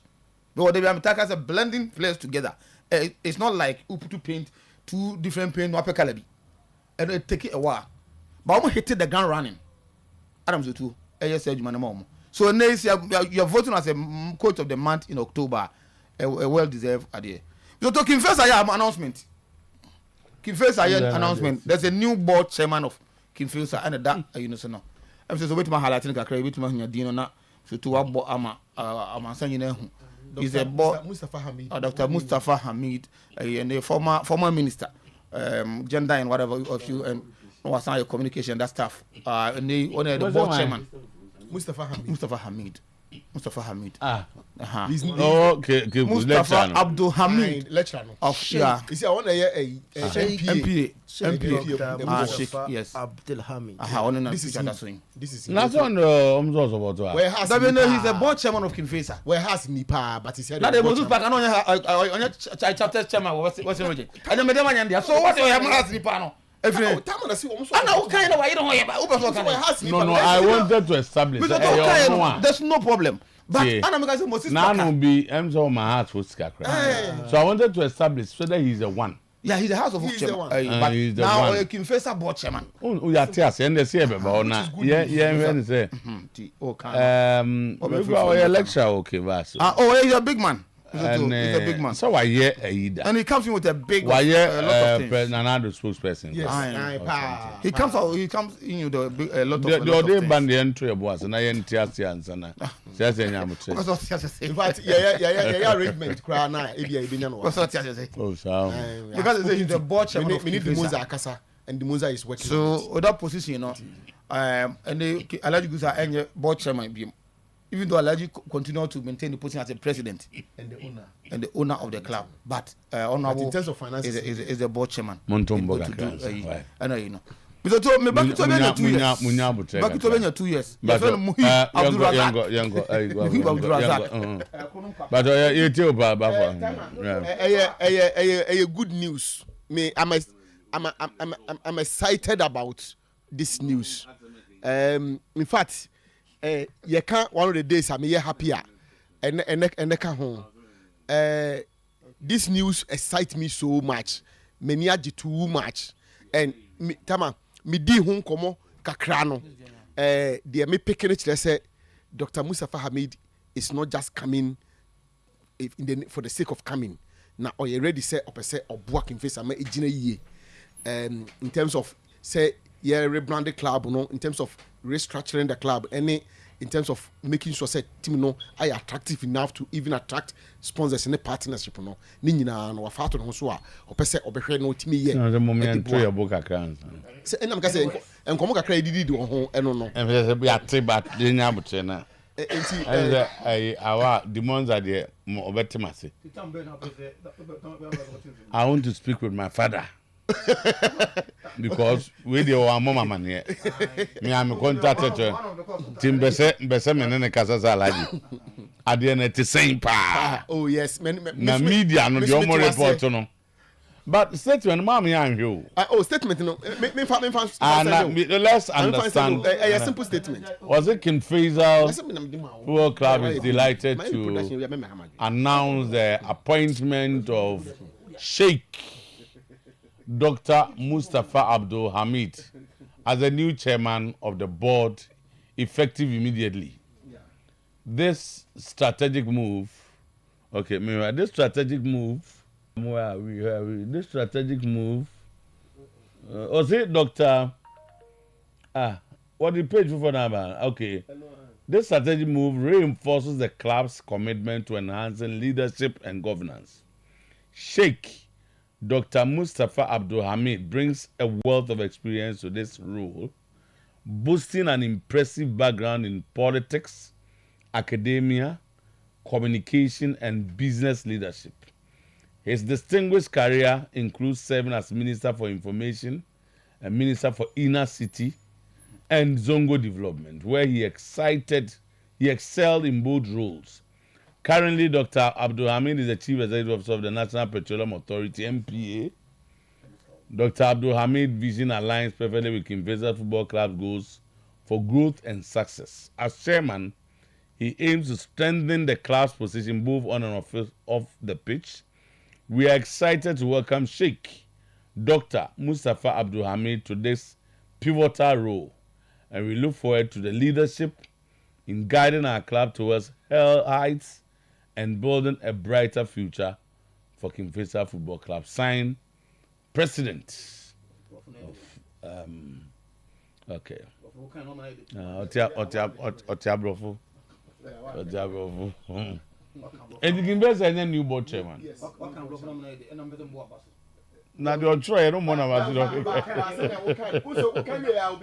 me just say the Otuo from one of us. It is a Bofu, you crash as a Kinvesa moving on. Now, me no say the bear own say Alaji. Well, they come back for you, Alaji. I don't know their man and I their man. Me jina, me back me na what change shareholder me jina a while money union no more America ne London ne for was more siasia mo ajomi rich mo any omu nyina say no Alaji o di ama doctor na fama no we zu Alaji we sick tunia pa no Sheikh there's a senior a scholar pa. Entino Madaru Malaji Woody Amana so. Some the man and me Kurumanaji. Me do baby or no. Saudi over has a sas and walk carry open dear. Lad yes, there were not on modernity. Any idea mem. And now we swim say or resourceful kakra. Oh yes. And yet they are no butum krana. Build enough links in the business community to get you sponsorship. And now a lot of untimely baby on ma. A conflict of interest. And baby. Obeti menya kakra. Na Kinvesa shake obey. Ope bass ma wo mu secretary ni ade mane also brand ya na brand players no so do baby amate say do baby o moduane mantem se nti no waba mu na ajo rich mu so also ope ka bi man si onya ka no da manya ba koro la bi na ja si o di more rounds kakra division bomodion dimonza onyu su moto kakra o che program no o titi ke chi de because dimonza no bono santa ne moto nya anya issue a package wo motor motor kete new one for my dimonza also a fast kia picanto ana ba for car bi picanto kia picanto dimonza anya re jimi de bi after unu ya panyin me jimi de bi Petem Bible mega watch night. Petem Bible somebody almost said to please have Petem Bible mega watch night. Petem yeah no afeni baby yeah Oyerepa and the PBL nyina promise nyina ka bom ya say abatoɔ any ade na no yɛkɔ nante hɔ for peace ni ade egu so a na asintire no ene so say oh Lord arise ye nyankopɔn sɔre okay Psalm 68:1 ɛhɔ na ɛwɔ asɔfo de obi ofia papa asɔfo ni nyina Oyerepa ne promise e ka se ebodi anwie ifiada 29 November 2024 no nkono pepepe anwumre ne de ahyehyɛ so kopema no mache no num Oyerepa anim ha kwaku jesi beba mebelochi beba Insha Patrick any omom ka ho obi boka say many more so beba na see abato ni ade no ne bomb so ba fa Ghana flag bra na declare peace over this nation ye to abawi on the 7 by 9th ye bobo wari ni de nyame pe na ebebam nyame na esi hene na obi antime mfoso no ho enwewura bia so akọ wo sabo afi na wo ba wo ni nyina ha no wa wo yi na hwa na no na nema ko of nti medima fo eba na ne ekọ ya nante ye ekodi agro kama the only hospital that set time on your sickness ya de so danase ade oye na enwanwa ya de bia de koma medima fo behwe ama Kumasi ebu akwa atwuma agogo Accra puku ase mahira hona medima fo fayare no ko ne number 0244774282 na ye nkwa fe grow fine wo be se o grow fine anum grow fine eno eye digital herba fo na ediaba ye di koko ni nuane duro ne haban ni ade ni aka bom na ya ma wo grow fine e ma wo nyini yie enam nuane nuro ni nti oba wo menstrual disorders na se okwa fichira wonya ne se de opɛ wote yaw no wo momodi ampe grow fine bi eboa pa na onom so a ma otimi di kama ma otimi da wo so ma anye kese a wonhia nti ane yakai se ye bepe grow fine bi wo misi e ba ho ba bi eto duro Ghana ha bia uduru na super grow fine obenya bi smart e ba so obi na Fredimens na afi apidank so obi na mum ye ka so na mkrom ye pai grow fine jina ka ne tobi openchemu bia na apeso tu bebre na akoton a na wa frɛ panyini wo 0244596532 0244596532 na yekɔ Express Group na die tu kwan se yebekɔ America wo yebekɔ Canada wo yebekɔ England na yebekɔ ni nyina Express Group adaruma na Express Group se mfanto anim biem se school for no ma wie no wasi for mate se nche no results ne ba wasi for no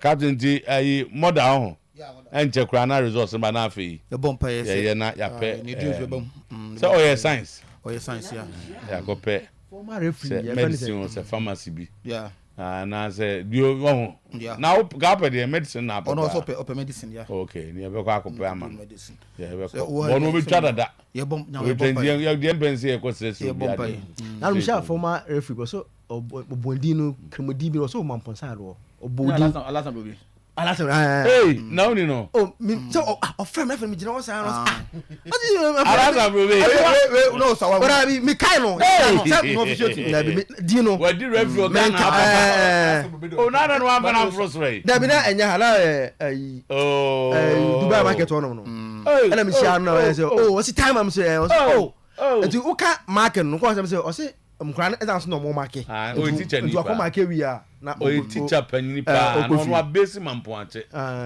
ona ma mampo didi obo malata brobi at the point kwa na mvi say ayi papa no ba o say entisa FIFA ya owo temas Accra boy ya koto focus kwa no ka hu kwasi brobi them say link ni meeting ni da na mfa ni papa oh okay ayo smallish was mean show e wadi referee ono so ma chase ni da maybe o nya case asa koto ni kimfesa o nya case koto ni kimfesa okay number 055 yetiano any referee no o ka so ka Ali Musa Plateau da bi nya Ali Musa on dey say o ti Liverpool ka afa kan Liverpool asema ono obenya asema Ali Musa Plateau Liverpool 0555550067 no Adam SM Bitters captain yes Mr. enye sisie nkwa se no mo dada ye ande ya enye sisie nkwa Debia na me kan SMFD formula na moment Debia na me kan nyese nada obi akonum bia ma na Debia me kan Debia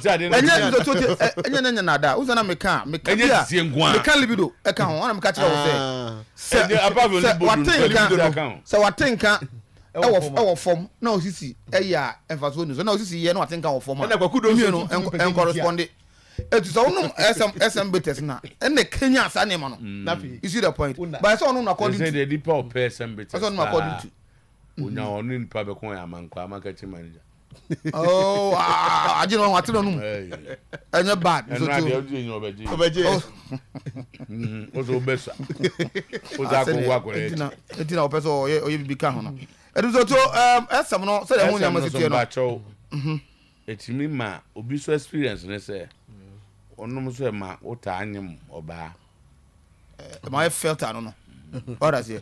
Both, you can work on your balance on no more to me time. About Wunya one. Onuma, Abra, Sisiano, that honor, Utimi action. By a young people, remember one in any I do not. I won't go to the my beman on Guano, no ban. Wait, yeah, you come and do a home. Now I call for Keo, 12 o'clock shop or sounds now calling knock, Mizuto calling knock. I stand kill Collins or Abra, baby, Collins, Conan Yabon or Abra. So Collins or minimum back a hand to Collins, the Unam Main Street, no, I stand to say Quina. Maybe a cartoon so. Cartoons, okay, all court said, okay, only may you oh, Main Street, if I'm saying, the first one, Quine or Corner. Okay, a Quine or Collins were left. Okay, Colina, Casubus or more, yeah, or Boy, say, oh, say I had a Knecas, Brana, Uncle Mona, honestly, I say, oh, okay. I'm going to look as a go to you. That's what you can't have a catch. Obey you, obey, and anyway, him one. No, say it's Kenji. Mamma, no one, Hannah, Babo, young way. Tama. Nemaniaji ukain statement no we can first statement we cry Nemaniaji even more. How much I say investor for San is straight to premier. San first meeting no program here say about drum two drum you be ofie and how pass for so be the abasa time papa to help convince and I'm there wedding as and convince wedding I'm no be na me no so all there be alone no be go say wedding no I don't go say gausil no okay okay I want to anya action say o ton gawu aba go eh tawa go na mo aba go san asa izuko has that Kimfesa all time we send me a best one of the best midfielders. Yahuza go be on. I'm say Yahuza mo link Yahuza mo aza. Dabi. Omo link ni say ana no ye ka say anko. Uzo ko outside bi. Oba ye no benya problem no. What I say? No we ha. Me take Yahuza ka che. The last time not say no we but I hope say what that's okay. Na uni bobo. Yeah. Uzo gawu ni nyana Yahuza o. And the time I went there, good news, many and I trust God to say it will lead to something productive. To be fine with the system. System no makwama onye juma. Exactly. System no makwama onye juma. The ones that mobile buano, and ne oma makani nyina be buano. It's a fine one thing that me who with the recent information is for example, Alaji, I say was stay back. For example, the Monza, very influential. Jan will allow him using his own ideas to run the club. Okay. Yeah. Alaji Abre. So Alaji have allowed the Monza to run the club. Alaji Abre. When I spoke with Gariba, Gariba interview on Sports Heroes. We couldn't play on Saturday because of program. But we played it on Sunday. But we repeat it. Gariba. He played for Kimfesa as coach. That time the Olympics. Na year no more can one sem say na Alaji was in charge of Olympics as coach. Kobe 60 years old. Yeah, Alaji why football achieve. Enti Alaji has paid his dues. Yeah. No. But the Alaji find it difficult to agree is to step back. I think this appointment should lead to that. And only me where Obetuma take the back seat kakra. He's the age and any idea baby any also original home. And then he goes Alaji Tnakem. Na Kimfesa free Kumasi. Sebi Okobobo. Oh yes, I know just I don't. I think he has to. The last 5 years. More than no accident be this. No we do. Once in a while we know. Those are no.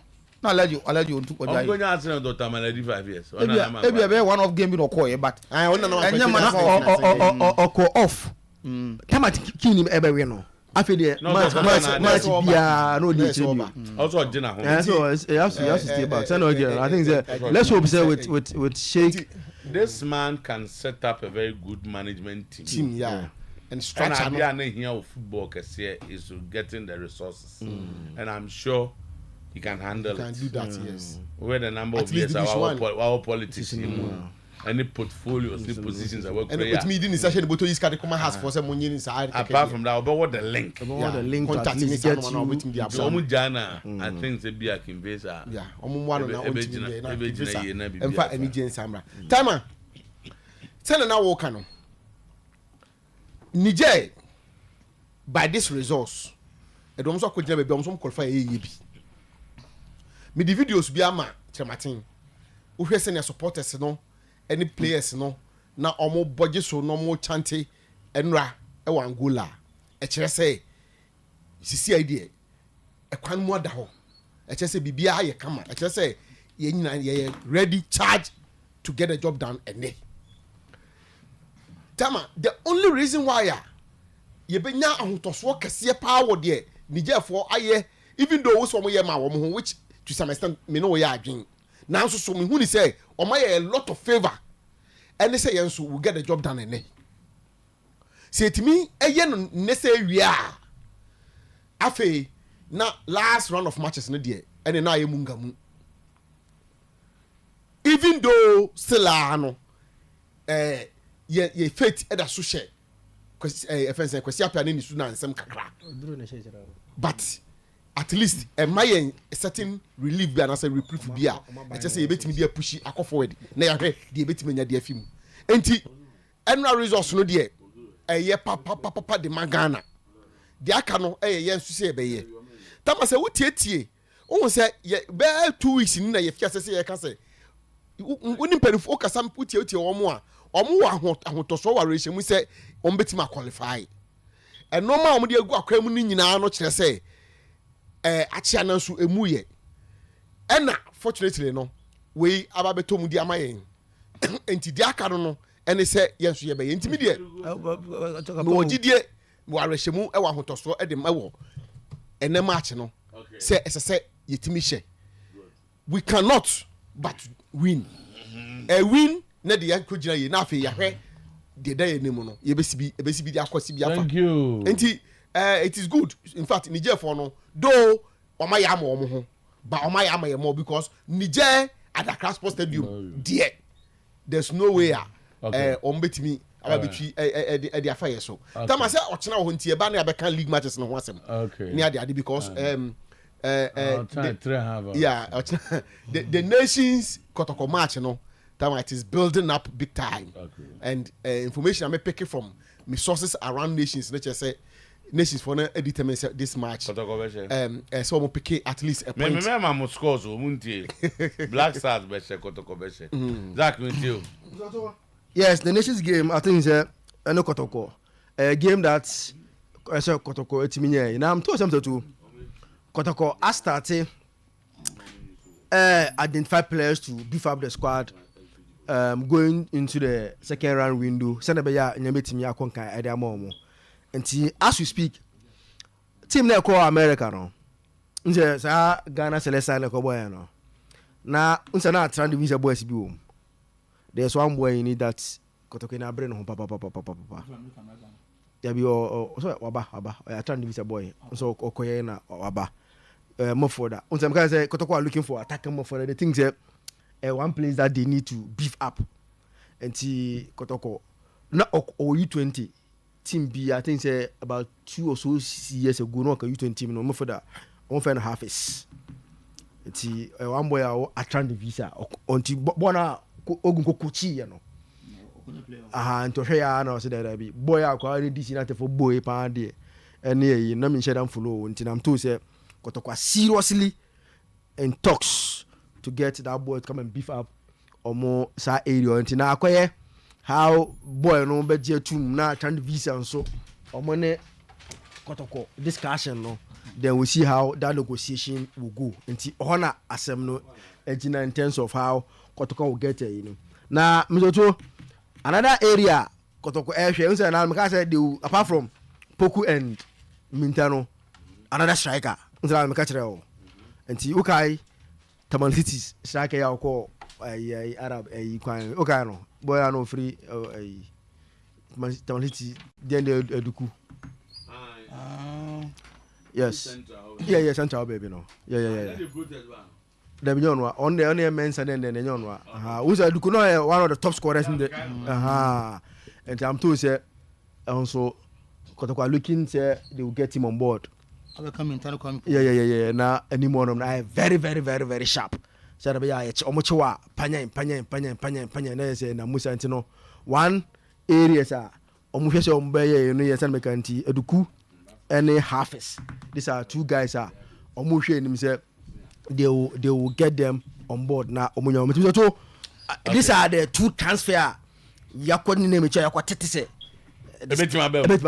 very well discussion very captain na ayi for Hilltop for number na ene mbese yenya pedagonist yenya nyane no mudi nkomo yi okay na bubusa nsem kakra okay na omso mbese ngofo buso omsem okay no mu yi ano Emmanuel Shen just cook it all administrator Imana eshe yellow no oh admin kwaba munyi onu ya na the school one no ye be fa wa for no minim say kata semni ya fa we bia be ko na nim on the finance kata na kuso ye head of the Hubert head of department physics I say what on higher science no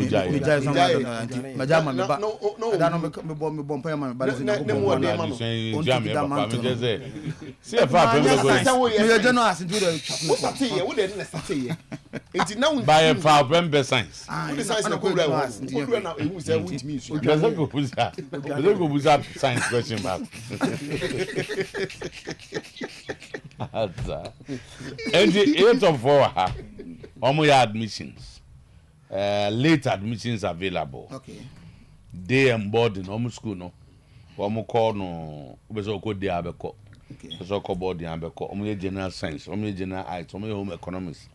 Bibia ntino. Enne captain busa sama peso busa. Na afi ekire ya abeki kambo. Mana ba for njase. I don't know pension. Enne Hilltop for ninko. Uni Hilltop uni baby o school no.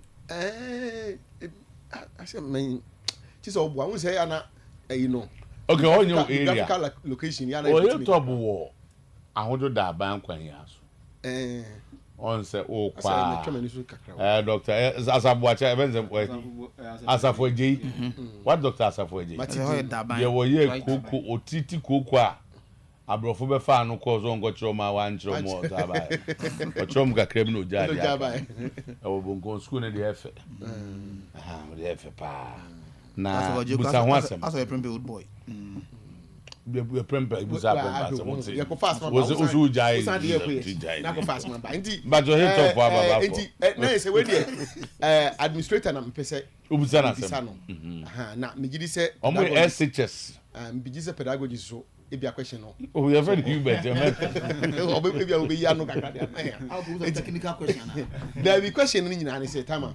na no na be tie morning show Joel na ma me bi frɛ say ne ba no otusu school bi na ehwe no ne passes na onya no ama omo selection no ankasa pick school di ama akra no ono akra ne de nko no tusu school bi ana woni na wo fo no tusu school bi but omo ye selection na pick school ba baby otie no ontimi nko school na wo pick the man no in that case no e say school na na ne ko no wo nya nko enti wono so kumase no enti sani pa no Hilltop omo address sa ma me no omo okay question di kan enti etimo okay ma me se school na o person ne ba no ko no omo man foforo omo say the day mi wa ono so ti kumase school no so wono a di wonya na den o mechia watifo no ahefo mami issue de simple issue cry Hilltop betimi at any time man the here no say o de a copy of the result slips ebeba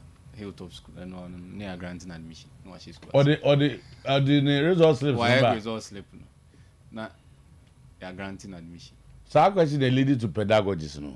Say obi beka say anako twa 28 eh. Na man yi say. Also obi amon. Tama won say course no so ba mu ne course opese okoye no. Eno so ba mu because so okay. No so opese okoye say science is general me kai say. And obi ba wan tutu course man. On the programs are running no. Enye sabi teacher ni no echu so ama. And it wouldn't be too appropriate parent no na sabi wo beka say me pese akole oye science chinchi na onko oye science. Enti na de bia na ye ka say fanebra. Of course ye de ne be fa process ma hu say akodai ne strength ni ye the program we man na obetimi ayi den. Sia de ni bia. Yes, for all you know na e bia. Omwe ni BC you know. Anko science na fe wo. Omwe BC ni man science. The poncho mama say boss. Ni man. I say who say science to say. So one good thing about me is from JSS 1 to 3 junior science my class will be a meeting with the just like you it's something that na me yade nne de ba results ni ma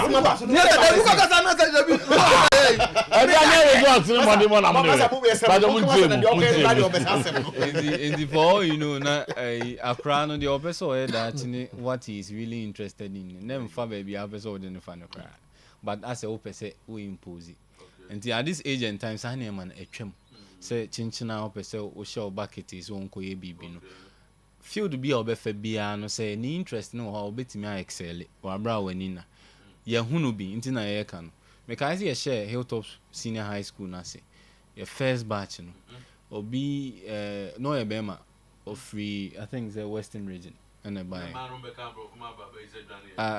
aggregate 27 and I know person or science to tia akra no say no see can nsem na he deserved to be given the chance. Okay. And then our University of Ghana or material engineering. Yes. That's only 27. For BEC. Wow. And our University of Ghana or material. Let's ask you in work with my you. And physics maybe not captain interest in you. Maybe not interest in you. Okay. Physics HOD maybe no on the best physics students in the class. 27 you know. Yes, it was so surprising. So how do you turn such a student? First of all, pedagogist. Akrano, we have akrano interest first. Okay. Additionally, you know, you always on the best idea. And you no, and you know, Papa, you know, and I meet teacher, you know, Miss Yaman. Because I think I go away. The interest of the learner first. And to say, you interest of the learner. I just say, when you're about 70% motivation, say, I didn't know, obey, me, I did. Yeah. Then the rest in here, I feel teaching strategies and hand pedagogies in the back. And quite I'll be fast mark Corano. And who your person, and I had a buy a teacher for a year. Much we may do for quite so. Memo remedial attention. Go grab her. You who come here science. Men shout them.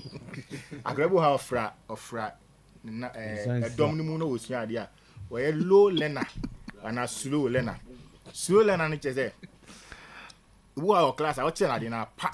No atiase. It is always teacher no have oh me ni bi atiase nti let's move on. But obi so class wa ono no just o kosua ne be 5 times. Nzan no atiase. Sa akwa no hia remedial attention. It say strategically no who attend to sa akwa no. I don't know the day no and at the end of the semester no so your final assessment ni we abo hu say obia timi anya a certain level of learning. Good. So nti additionally there teacher ni ka ho there but the first interest is the learner or no the child sana be teacher the parents also aboa and the school the whole kind of some boarding pa something that obi abit me access obi abit me about oh Hilltop see nyame dum adwuma ayeye wa hai ene da uba amobo mai ini papi aba Hilltop ombedi ho adanse say omba aye no enya agina mo abo eye boa obia we ho abetimi eni ana nipa ho adwuma na kasa eni nipa kasa eni kwan afo so scanner go for the protocol very good it means 3 years go vote you unofficial protocol 3 years yeah na my every day na boarding because now the course amunye me call and so I'm say and clarify obi odoma obi odunkwa oni ade obede na wode ne baba hilltop ibi boarding no ho boarding no very much available. Okay. It depends nipa na urban. The biana me pese ordinary be have facility. Obu anu afre o say me wa chi na me pese me hu school fees me ba na maboa me. Afa we don't discuss here I say but obi won so oba na obe hu facility na oka the fee that we are charging. Na o hebe bi ordinary ba na ko na afa they say this is far better. School boy the ma ba no hu say waku school awi.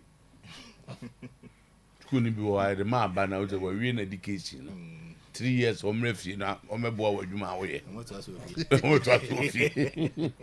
Numbers ni here ima na hiba muma numbers no na nkrofo hu obi o mo TV their numbers are on the screen ba utie already so a but so any there here no 0548 130 553 553 0548 130 553 0533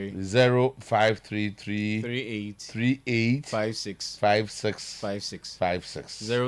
0533 38 56 enti Emmanuel Shene Tieku Hubert admissions koso ewo Hilltop Platinum Senior High School late admissions available ebi sha se akakra den so uzom de pedagogists nti obakọ ne ochina o memo otimi amiti class no baby omodu omo ye day omo sa boarding facilities o ese nkola omo de mienza kama omo didi kama general science omo ye bi omo ye general arts na home economics o se school for no a wo mo nyanya school omo pe no a nkola etiti parents yi akwanya wo ho se Hilltop de omo ye sonko school for so a omo twa omo results e ma ye twam obi we se a hold the results no ade so otimi kire se ampower we GHS3 now tron so hini bia oba